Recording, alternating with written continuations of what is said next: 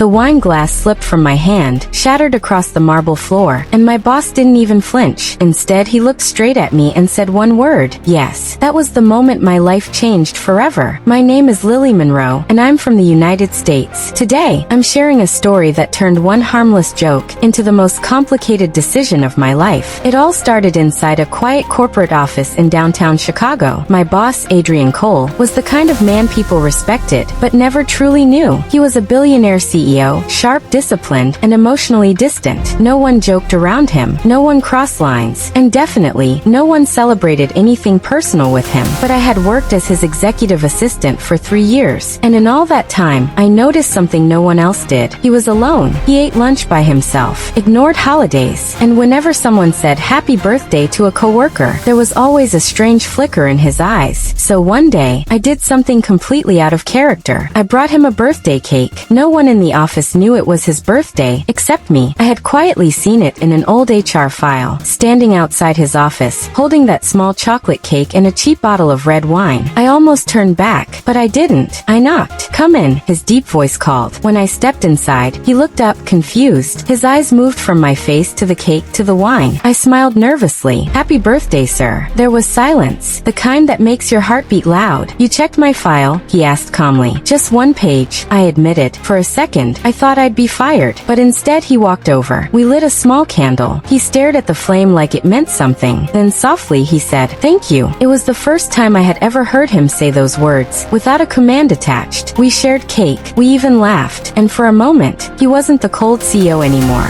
He was just human. Later that day, something shifted between us. The air felt different. Too quiet. Too aware. Trying to lighten the mood, I joked, "Well, since we're breaking all the rules today, there's only one thing left." He looked at me. "What's that?" I smirked and said playfully, "Will you marry me?" I expected sarcasm, maybe a cold stare, but instead, he placed his coffee down, looked me in the eye, and said, "Yes." My smile froze. I was joking. I laughed nervously. "I'm not," he replied. And just like that, everything changed. You see, I was already engaged. My fiancé, Ryan Parker, was everything a woman is supposed to want. Kind, stable, predictable. But suddenly, something didn't feel right anymore, because Adrian's yes felt more real than Ryan's "I love you." Days passed. I tried to ignore it, but I couldn't ignore the way Adrian looked at me now, or how my heart reacted when he was near. One evening, he asked me to dinner. "No work talk," he said. "Just honesty." I went, and that night, he said something that shook me. "You're not happy." I tried to deny it, but deep down, I knew he was right. Then he told me the moment he started falling for me. It wasn't a grand moment. It was the day I cried alone in the office, after losing a pregnancy I never told anyone about, except he saw me. He noticed. He cared. And my fiancé, he told me to forget it ever happened. That night, I realized the truth. Sometimes, the person who looks perfect on paper isn't the one your heart chooses. And sometimes, love finds you in the most unexpected place. Even in a joke you never meant. I stood at a crossroads, a safe life, or a real one. And for the first time, I had to choose not what looked right, but what felt right.